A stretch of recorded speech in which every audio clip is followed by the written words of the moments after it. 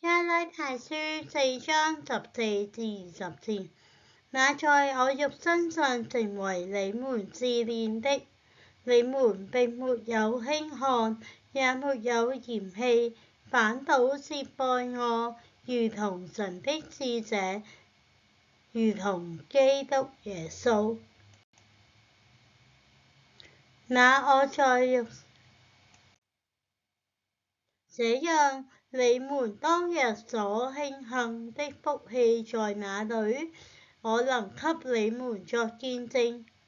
若是可能，那時你們已把自己的眼睛換出來給我了。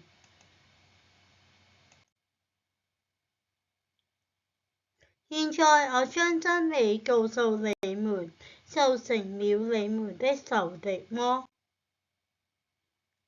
那些人熱心待你們，不是好意，乃是要離間你們，要你們熱心待他們。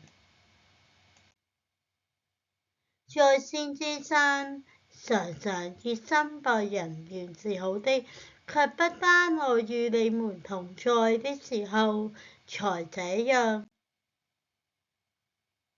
我的孩子們，我為你們再受生產之苦，直等到基督成形在你們裡面。我巴不得現在與你們同在，改變我的口氣，因為你們心裡作難。